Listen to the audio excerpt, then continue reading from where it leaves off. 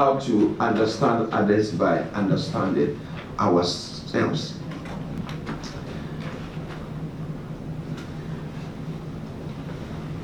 So, I've already given the intro about what is it that we're going to do by understanding ourselves and other people. How many of you had ever seen identical twins before that? Even seeing identical twins, you cannot even tell who is who. Yes, identical twins. Even though they are identical twins, they are different and unique in their own ways. They all have their own unique personalities.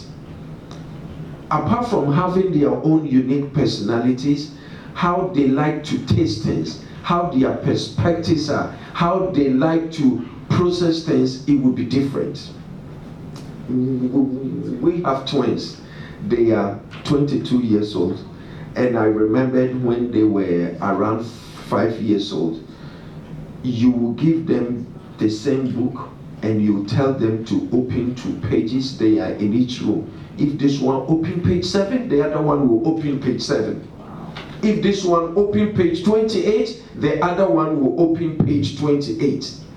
So it so happened that one of them slept and we gave one a packet of cookies. As soon as the other one woke up and said, "Dad, I want a packet of cookies." The other one visited the grandparents and the other one was at home. So, she said, "Grandma, I could feel Andrew crying. Can you call Andrew?" Called us at home, and so Penita says she could feel Andrew crying. They said, "Andrew is okay. Andrew is playing outside. He's not crying." And before we would put the phone there, Andrew was crying coming home. So we can go in public and we're trying to get an attention for one of them. Sometimes somebody is seated at the corner and you have loads of pain. You will kind of try to wave so that the person will get your attention. We were trying to get the attention of the other twin. We went, so Ruth called the other one, "Come, use your telepathic means and get." So as soon as she did the head and did this, he turned around immediately and said, "Come here, we need you." Even though they connect in all these ways, they are so unique and different in their ways. So it is with your children, with your spouses, with your pastor, with the deacons, with the elders, and people that are so meaningful in your relationship. So we are going to say that you were created in the inner being, and God says that I fearfully and wonderfully made you. So God will never repeat you in creation. When God created you, God broke the mold and formed another one. That is why when you look at your thumbprint, you are unique. There is no one, even if mankind live for 10 billion trillion years, nobody will have the same DNA like you. That is why the authorities, they are so into taking your fingerprint and storing it, because no one will have the same like you. You are unique and special. So we will take you through the 4 different traits. So we have the sanguine, the phlegmatic, melancholic, and choleric. And as we go through each of them, we want you to identify the one that you feel that you are. Because after that, we're going to do some activities in the end. So here we have sanguine. So the sanguines, they are extroverts, they are the talkers, and they are the optimists. They are talkers, extroverts, optimists. So the sanguine is somebody that will like to be with people. They have appealing personalities. They are storytelling. And whenever they are there, they are the life of the party. You go somewhere, everybody will know the sanguine is around. Why? Because it's the way that they go about, they are so loud and open. Everybody knows that the sanguine is there. They are storytellers. So here, they are always connecting people, bringing enthusiastic mean, moving people into action and making people volunteer for jobs. They are charmers. So when you are with a sanguine, they will always make sure that you have a smile on your face. They will come, there is no dull moments at all. Because even if there is a disaster, they want to bring fun out of it. So they are very, very colorful and they inspire people to join and they look great on the surface. So as a parent, they make home fun. They are liked by their kids' friends. They can be the circus master because they there. Imagine your friends' kids come home and they make them laugh and they are so enjoying the household and the home. Whenever they go, they always want to come back home. That is the sanguine. And as a friend, they make friends easily and they like spontaneous activities because they will think of something, and that is how their mind is wired. Their minds are wired in a way that they can improvise, they can come up with things, and yes, still they can connect with people and people can really enjoy. That is the sanguine. So we all have our strengths and our growth areas. So if we look at the growth areas for sanguine, they are emotions, they are compulsive talkers, they exaggerate and elaborate, they can remember names, they're controlled by circumstances. At work, they would rather talk, they will not follow through, they waste time talking, and they are easily distracted. That is parents, and as a parent and as a friend, their weaknesses is that they forget appointment. They are not time conscious people. They don't listen to the whole story because they are always telling stories. As a friend, they hate to be alone, and also they like to take credit, dominate conversation, and they repeat stories. So if you look at someone that is a sanguine, they are extroverts, they are talkers, they are optimists. So when you have them in your circles or you have a friend, you will not take things personal. When they are always talking, cracking jokes, even when disaster happens, they want to look within the disaster and bring some funny things out of it.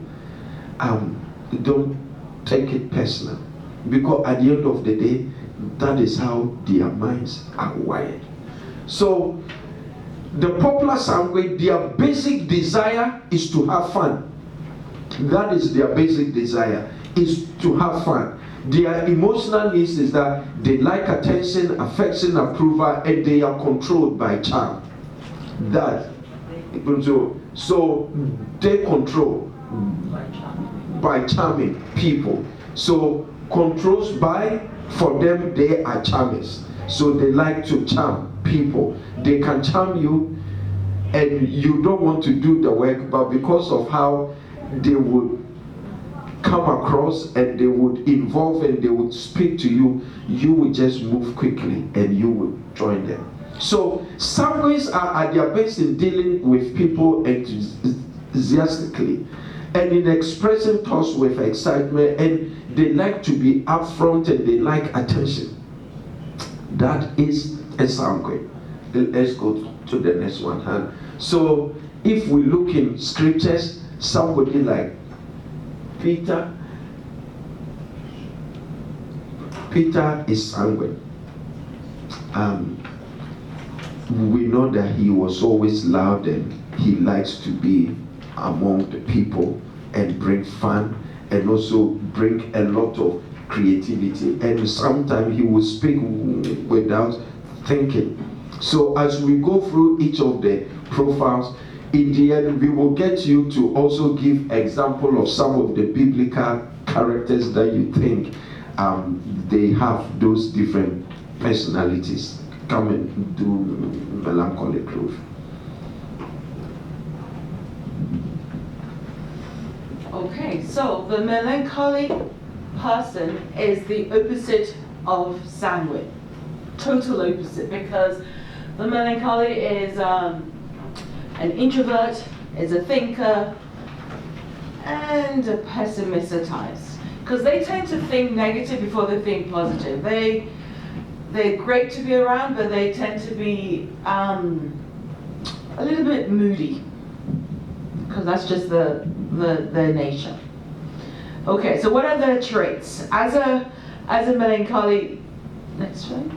Okay, so their emotions, they are talented, they're creative, they're sensitive, they're very self-sacrificing.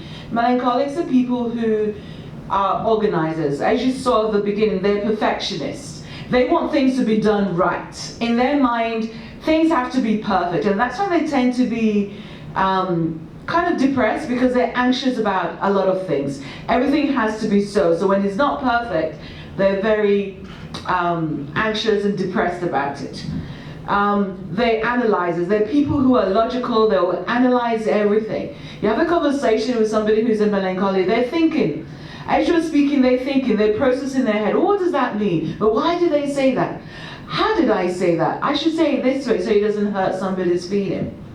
At work, melancholic people are people you want to have at work, especially in positions where you need things done correctly. They're schedule oriented, they are perfectionists, they like to set high standards for themselves as well as for other people. They are orderly and organized. They need to finish what they start. They will start. Sometimes it will take them a little bit to get started because they're concerned about how to start things. They're concerned about, okay, how is it going to look like? It has to be perfect before I start it. So they tend to be procrastinators as well, because whatever they produce, they want it to be perfect. And if it's not perfect in their minds, they don't tend to move ahead with it. So they tend to be procrastinators in that sense. They do find creative solutions to get things done. As a parent, melancholics, they're all about, like I said, they're all about perfectionism, so they set high standards. And so if you are a melancholy and you have children, I feel for your children. That's what I'm going to say. I feel for your children, because they're the people that might say to a child, you got 98%, what happened to the 2%? Because it's all about what? Perfectionism, high standard. So they want everything done right. They will pick up after their children because they want the home to be tidy. They want everything to be clean and perfect and in order. And so they will run around picking after their children. You know, when your children, as soon as they start eating, they'll start sweeping, mopping or cleaning after them. They're not very good at just sitting still and enjoying the moment. So as a friend though, they're very faithful and devoted. They don't tend to have a lot of friends because they're very loyal and dedicated. They maintain friendships. They'll have one or two because they can't afford to be friends with the whole world like the sanguine. And so they will, they're very cautious, making friends. They tend to make friends as opposed to, they tend to choose their friends. You know, like some people come up to you, hey, how are you doing? And you kind of gel that way. But for melancholics, it's a bit difficult. They're more cautious. They will observe and watch and think, okay, maybe I can be friends with this person before they start approaching them. They're content to stay in the background. They're not attention seekers. Like I said, they're very opposite to the sanguine. Where you have the sanguine who wants to be the center of attention, you have the sanguine who's a player, who wants to entertain everybody. The melancholy, they're background people. They get things done, but in the background. They don't have to be center stage, and they have deep concern for others. So at work, no, we done that. So at work, the growth areas. So like I said, they tend to remember the negatives. They're a bit moody and depressed. They're often in another world. They're self-centered in that it's all about them. It's all about my way. At work, like I said, they're depressed over imperfection, so it's hard to get started. They take too much time in planning, resulting in procrastination. Standards are often too high, and so it's really hard to please a melancholy. Now, imagine living with a melancholy or living with a sanguine. What do you think will happen in this home?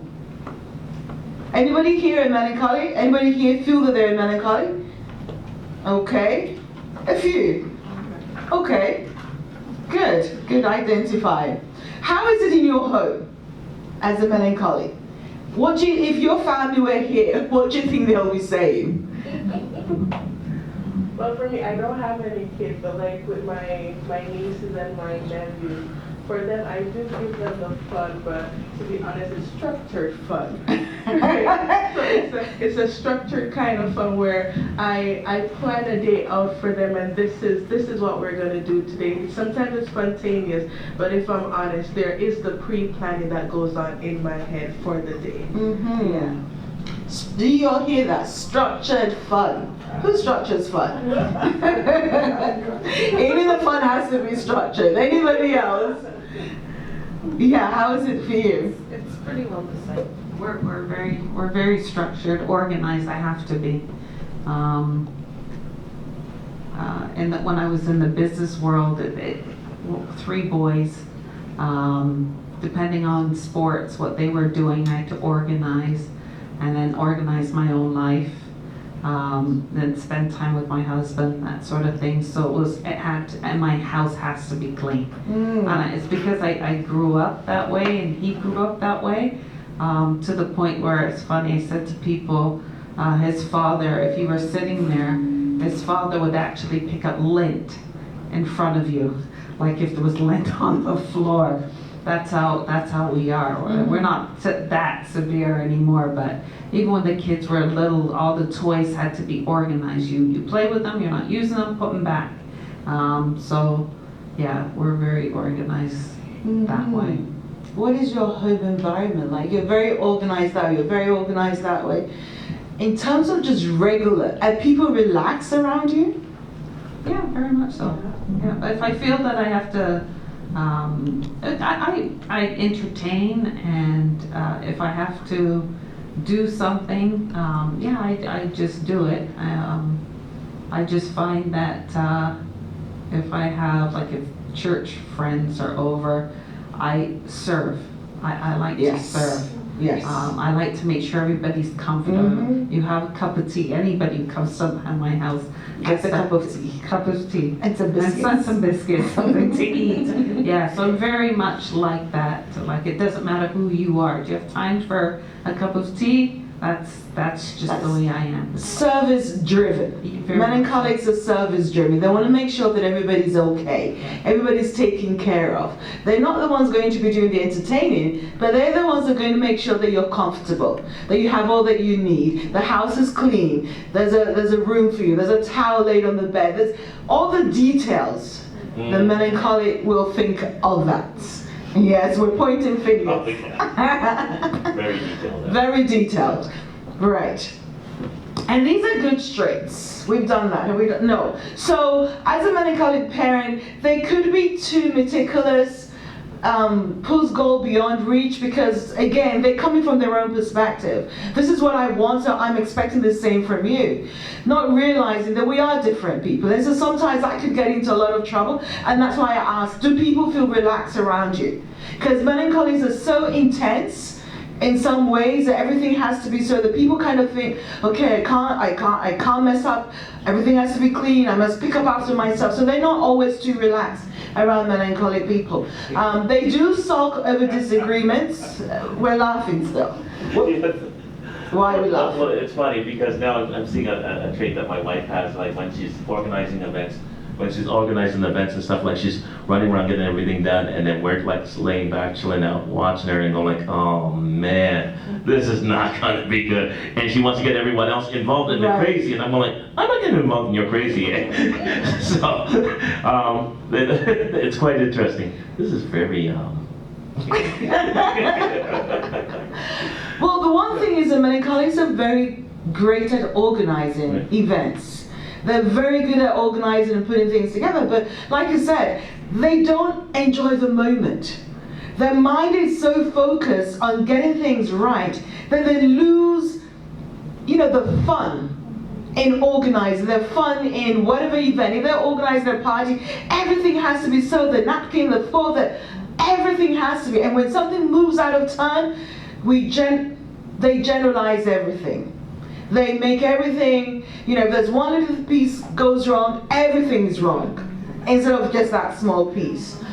So as a friend, they kind of live through others because they're a little socially awkward, and so they tend to live through others, like I said, insecure socially, withdrawn and remote, holds back affection and suspicious of people.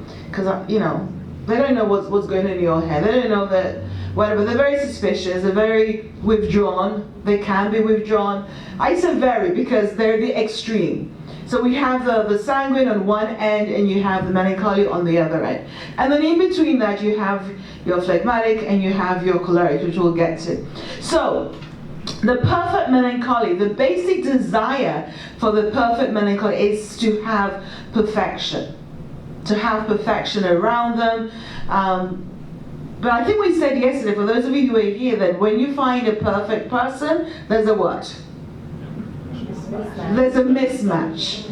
And in the world that we live in, it's not perfect.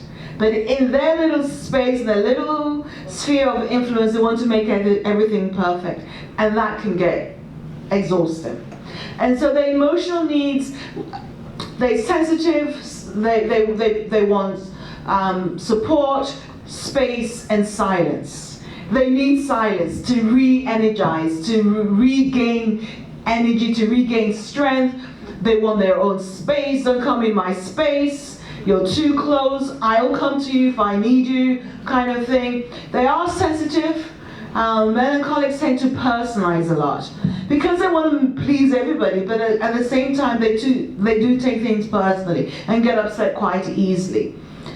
How do they control? They control their surroundings through threats of mood because they go up and down.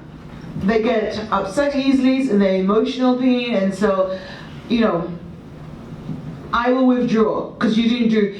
Melancholics, yesterday we talked about passive aggressive. Melancholics tend to be passive aggressive because they're not going to verbalize too much their needs, but you will know that they're upset through their tone, their body language, and what they do. So they tend to be passive aggressors.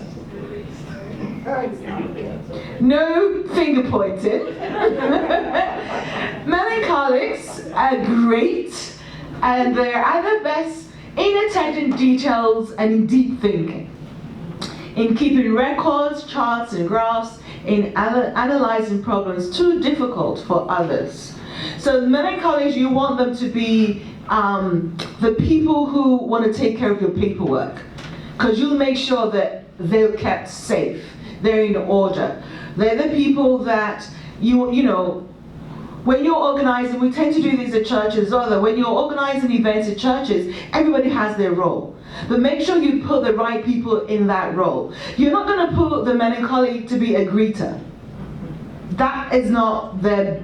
They could do it, and they might do it, but they're not the best person. Who do you think should be a greeter? The sanguine. The sanguine will draw people to the church.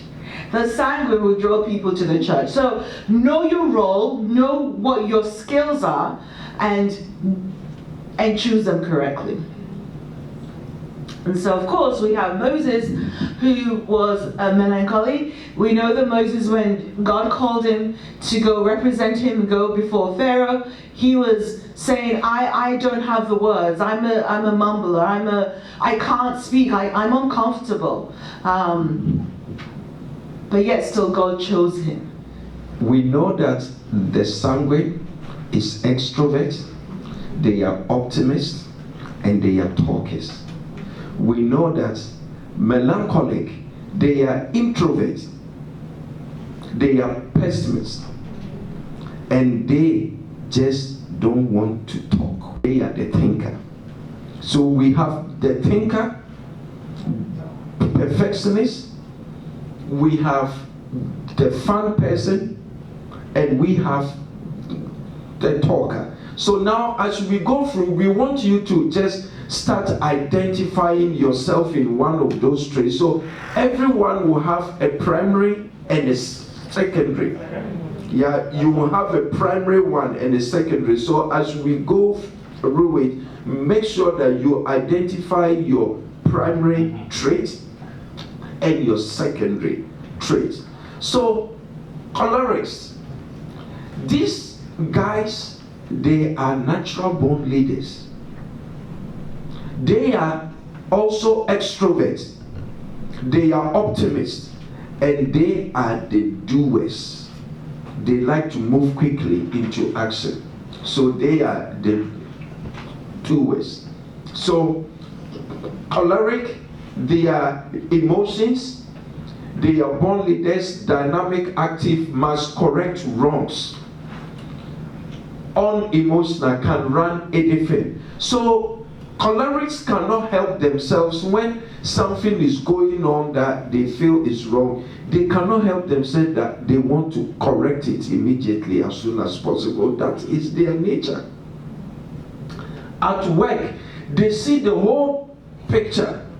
They move quickly to action, they delegate work and makes go and insist on production. So looking at the whole picture, whilst sanguines want to tell stories, choleric, even though they are extroverts, they are not interested in stories. They will ask you the question, how did you get here this morning? They don't want to hear something like, I woke up in the morning, I brushed my face, I washed my face, I brushed my teeth, I had breakfast, I was thinking, should I go on the bicycle or my friend will give me a ride? So I went on the road, I passed by Lawrence Avenue and I came to Kipling and I went all the way to... As you tell them the story, the details I get, you are already making them impatient. How did you get here? I walked here. I caught a bus here. My dad gave me a ride, finished. If they need more information, they will ask you to clarify. So they like to look at the picture and they will ask you a question, and for them, they know how they want to get there. So sometimes giving them too much details, it makes them impatient. So as a parent, they exert sound leadership, motivates family to action, knows the right answer. 99% of the time you are dealing with cholerics, they are right. They are right, but just how it comes across is what puts people off. Yes, I heard that. You know it's continuing. They know the right answer because in their mind they have the bigger picture, but sometimes the delivery of it is what puts people off. And as a friend, they have little need for friend who lead and organize, is usually right, excels in emergency, will work for group activities. So an accident may happen and you have the melancholic who will come to just make sure that the person that have got that accident, is the person okay? And they want to make sure that things are perfect. Maybe the head is straightened, they want to make sure that the person is okay. And maybe the sanguine comes, they are just, all over the place. But choleric comes, they see it, the first thing they pick their phone, they call 911. They don't have time to even make sure, are you okay? What is it that happened? Tell me the story, this and that. No, they move quickly to action. So those are the choleric people. And their growth areas, emotions, they are bossy, they are impatient, quick-tempered, won't let children or people around them relax, and also will not give up when they are losing an argument. And sometimes at work they tolerate, they have little tolerance for mistakes. They may rush into decisions because they will not listen to the whole storyline. As you start expressing yourself, already they are thinking of the answer, the perfect answer. They know it, they want to tell you. So they are impatient and don't want to wait and listen to the whole story.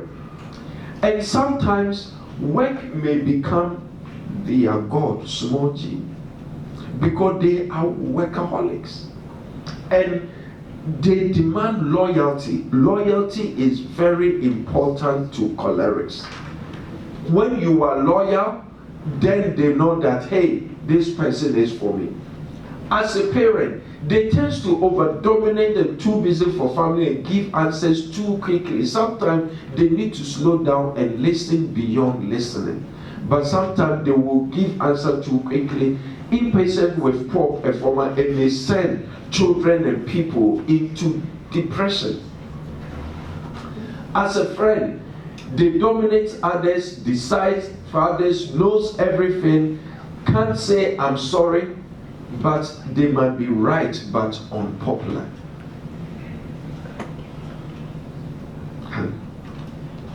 So the basic desire for choleric is to have control. That is their basic desire. And their emotional needs are, they like to be appreciated, credit for work, sense of control, loyalty. And sometimes how it comes across is their impatient, whereby it's the threat of anger. So cholerics are great in jobs that require quick decision and in sports, and they need instant change and accomplishment, and also in areas that demand strong control and authority. So the sanguine are fun, extroverts, and they are the talkers. Melancholic are introvert, pessimists, and they are the thinker. Cholerics are extroverts, doers, and optimists.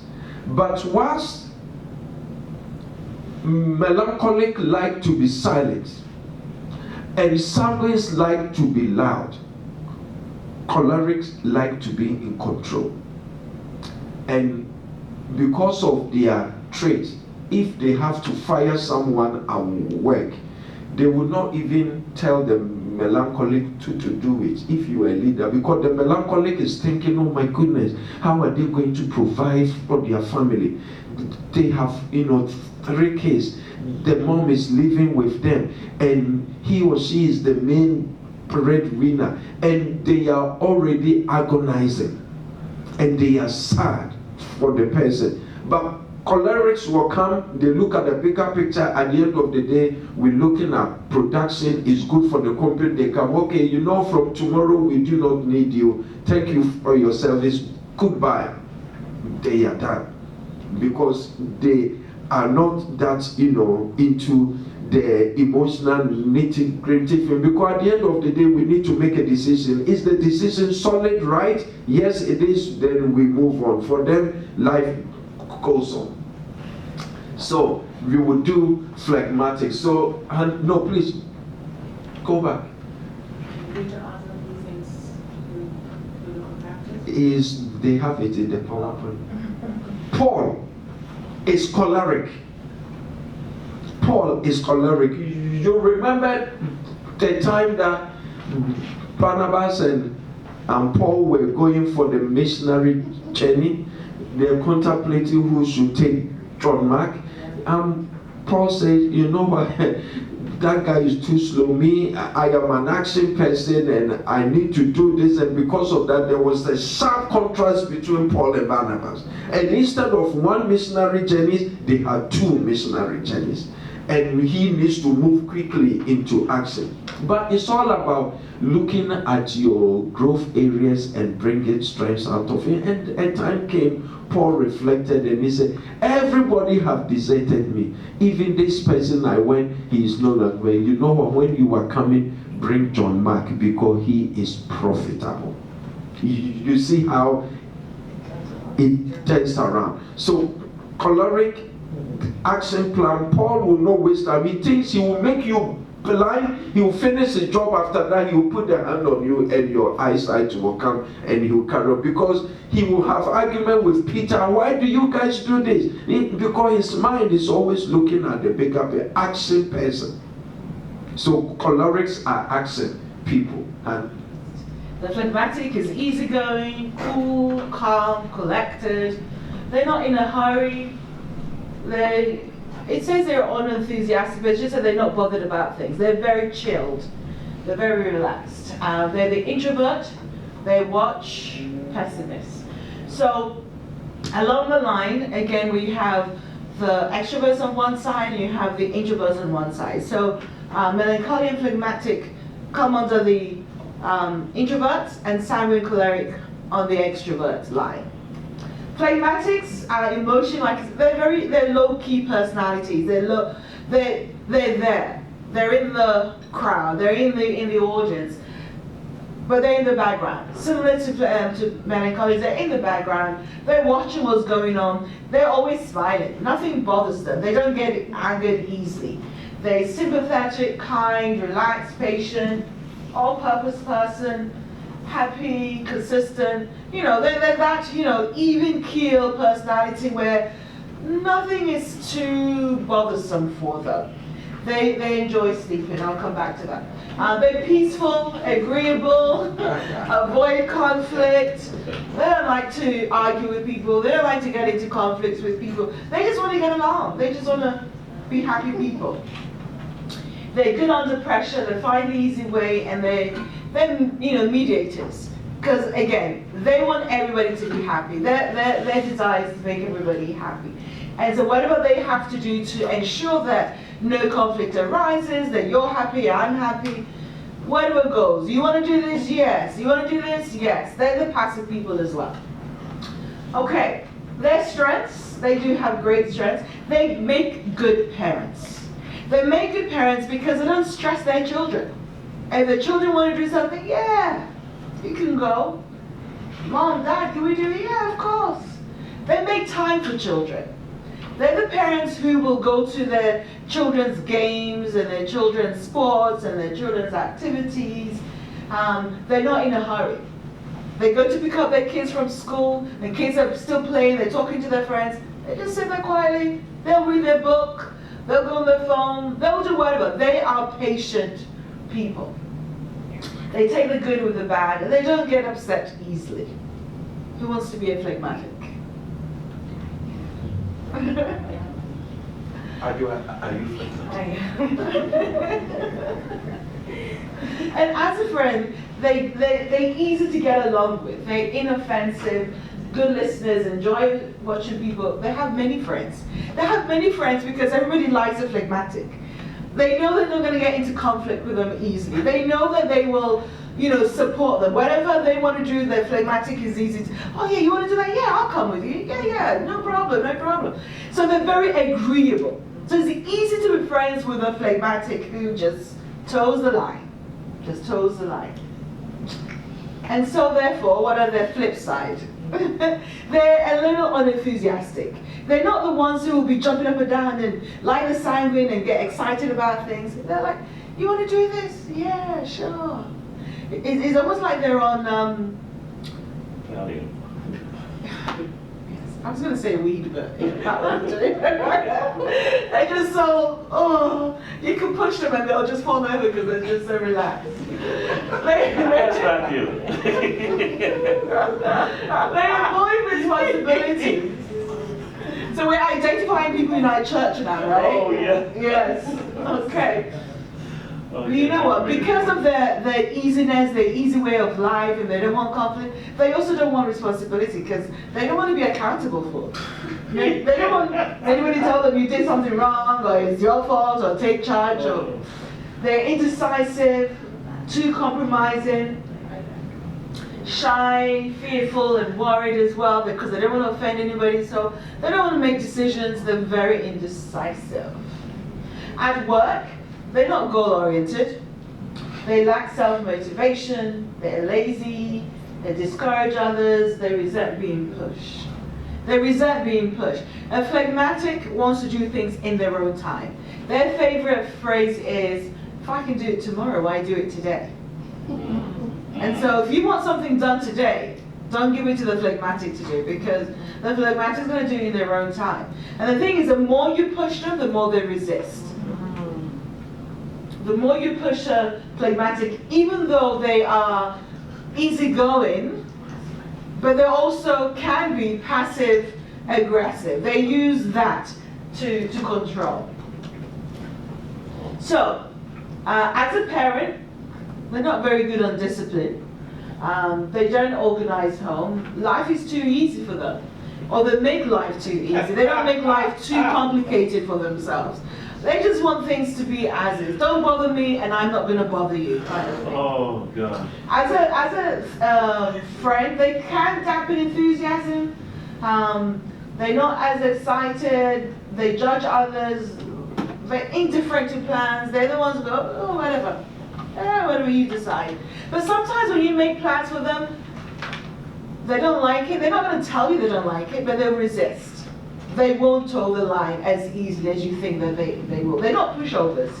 They act like they're pushovers, but they really are not pushovers. Yeah. So what is their basic desire? Their basic desire is for peace. Peace, quietness, no problem, no conflict, just leave me alone, I'll leave you alone, let's live along together. You can live peacefully with a phlegmatic. You know, if you have a housemate, your housemate, if you have a phlegmatic as your housemate, there'll be peace, but there'll be frustrations. Because they're not going to do anything. They're not going to, oh, the washroom needs cleaning. Yeah, I'll get to it when I get to it.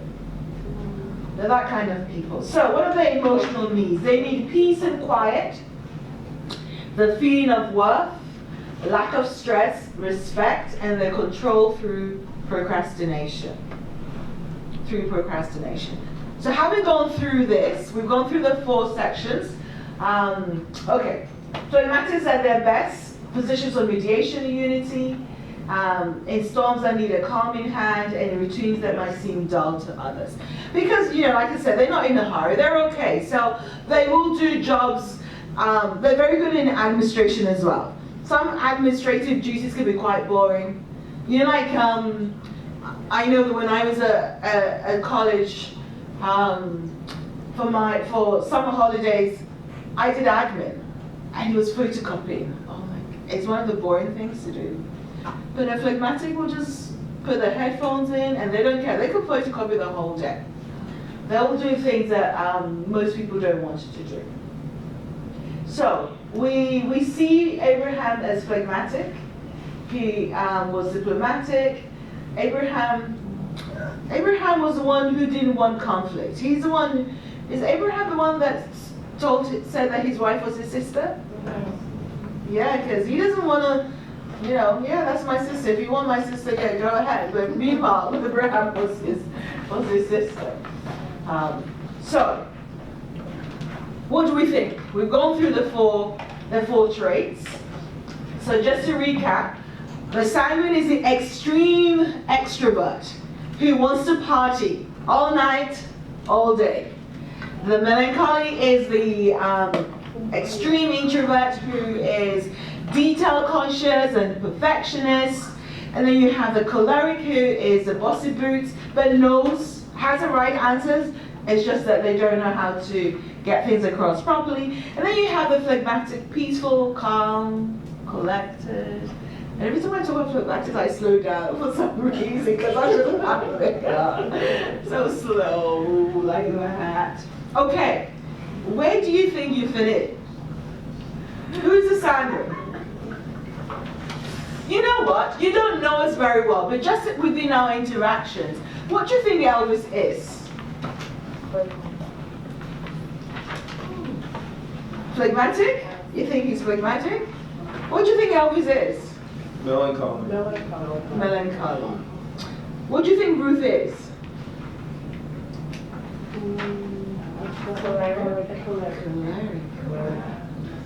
I'd say phlegmatic. I think melancholy.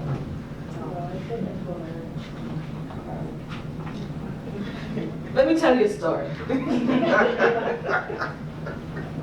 So, when we first got married, which was like 26 years ago, my dear husband would say, Ruth, I'm just going out. His favorite line, I'll be back in a minute. I'll be back in a minute. The minute turns to 4 hours, 5 hours. What do you think he is? I'm giving you clues now. The last one we did. Phlegmatic? Yeah. Okay, I'll tell you another story. So 10 years after we got married, because we had a traditional wedding, traditional marriage, and so 10 years after we had the 3 children, and we decided we were going to have a celebration. Our 10th wedding anniversary, we were going to have a celebration, and so Ruth printed off invitations. And Mr. JB here then took the invitations and made photocopies of the invitation. So every time you got into town, he's, hey, what are you doing? Such and such month. Here you go, come to it. So we ended up with about over 800 people. What do you think Elvis is? The first one. Yeah. I am he. The annoying. You get the annoying. And wait. You can't talk about me.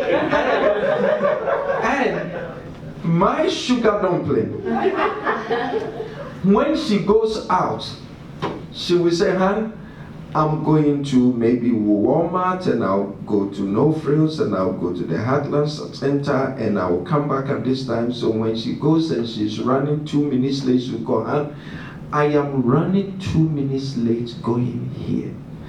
And every time she will call to give the itinerary and the time and the updates, who do you think she is? Melancholic. See it all over. She is melancholic, Oh, yes, the yeah. charter planner. I will tell you something. Melancholics are planners. They are charter planners. Sanguine, we just at the lifetime of the party. And I am a real comedian too. True or false? True. Okay. So, the other time in England, the kids were around 10 and 7 or so, and we decided to take them to the Sound of Music tour in Austria.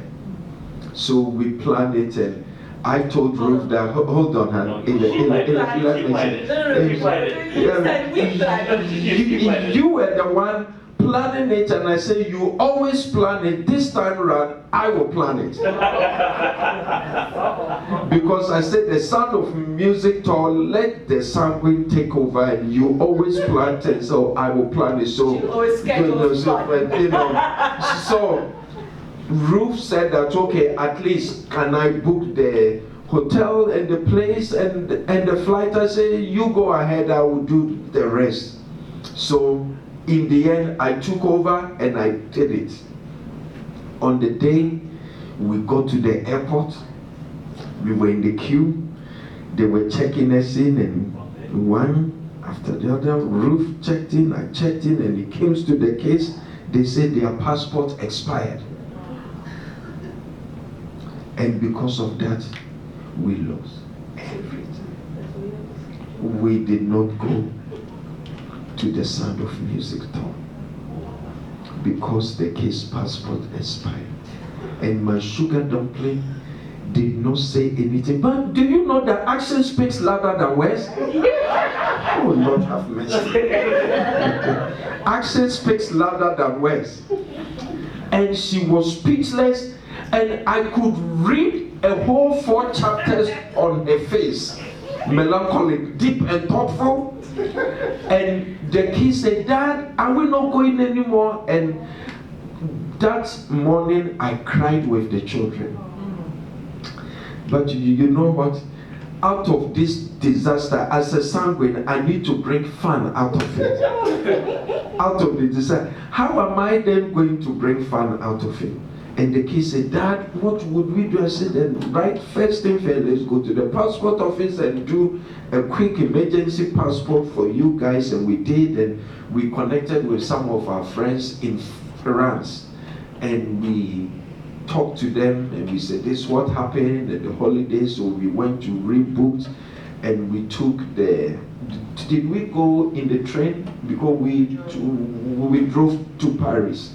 So we decided to drive down there, and guess what? Up to now, the children said that has been their best holiday ever when we went there. We had about 3 different holidays, and they said that had been the first. Give a clap to the soundtrack. Thank you. So here you can see some of the challenges that can come into relationships with the different traits. When you don't understand, I know that when we first got married, the first couple of years was tough. Tough for any marriage anyway. But when you are melancholy and when you have, scheduled ways and strict ways of doing things, that can actually send the other person into madness because of your way of doing things. And so for somebody like Elvis, who doesn't wear a watch, up until last year he started wearing a watch. He goes out and he comes home whenever. And not the fact that I am female as well as melancholy was double the problem, right? Because if my husband says, I'm going out, I'll be back. I'll be back at 3 o'clock. Or I know what time he finishes work. So I've already calculated from work to home, it takes what? At most 15 minutes. And in 15 minutes you're not home, give it an extra 5 minutes. Extra 5 minutes you're not home, I'm already ringing you, trying to find out where you are. There's been a couple of times that I called the police and they think I'm crazy, I can't find my husband, he's been gone the whole day. Just because I'm worried, not because I am policing him, but because I'm sitting at home anxious. I'm sitting at home, who does that? Who doesn't call home to say, I'm running late, or I decided to hang out with my friends? Who does that, right? My melancholy friends.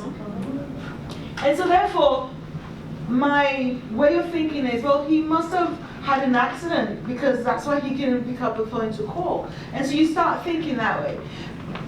But then the Simon walks in laughing and smiling, and already he's ready to tell you the stories. It's a good time. Right?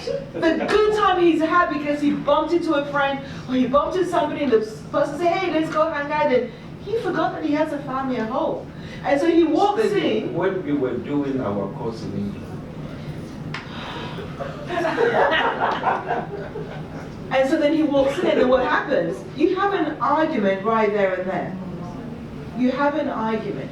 And so for us, we always say that what saved our marriage was the fact that when I decided I was going to go into counseling, because I have African parents and they force you into some career paths, they forced me into law. And after I was like, that's not my personality. I cannot be a lawyer. And so I decided I'm going to do counseling. And because he's sanguine, I'm going with you. As an accountant. So we went to study together. And one of the courses we did was on personality traits, understanding personality traits. That was our turning point. Wow. So you're not doing this to bother me, you're not doing this to get on my nerves, you're not doing this to annoy me. But we had to have a conversation.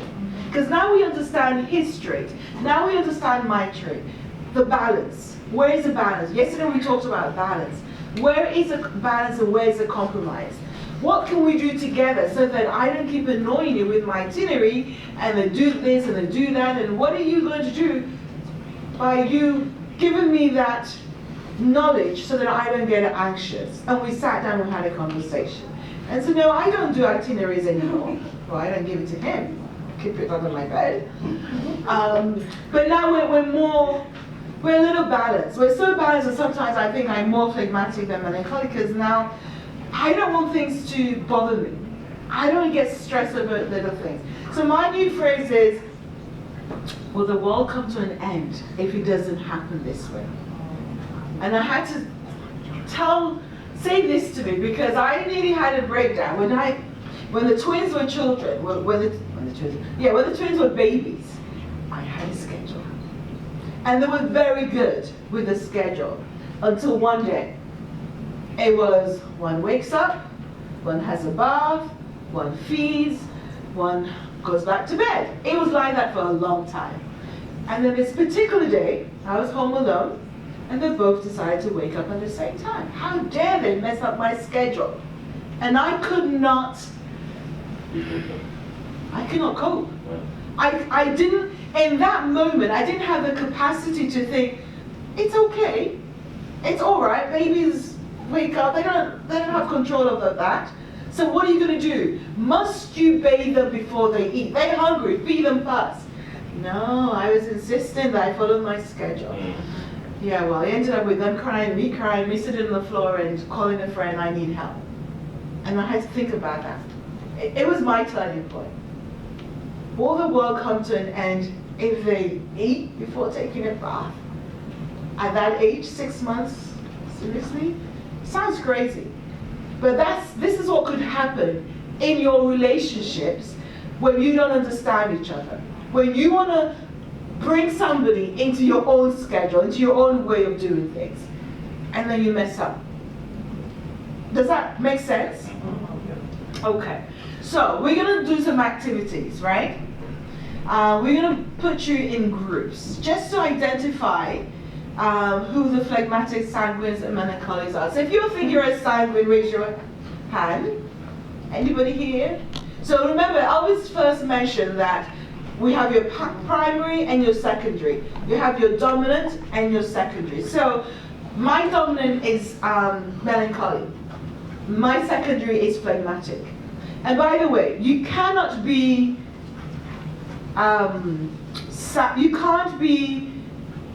introvert and extrovert. You cannot be a sanguine and be melancholic. Yeah, so you can't be extrovert and introvert. It's one or the other. So you're either sanguine choleric, choleric sanguine. Oh no, you can't. Yeah, you can be both. You can be both. But it works this way. You cannot be sanguine as well as melancholic because they're two extremes. So the two extremes cannot be paired together. So you can't be sanguine and melancholic, but you can be sanguine and phlegmatic, sanguine and choleric. Does that make sense? Yes. Okay. You can be sanguine choleric or choleric sanguine. You can be melancholy choleric or choleric melancholy or melancholy phlegmatic or phlegmatic melancholy. But you cannot be two extremes because they're kind of split personality.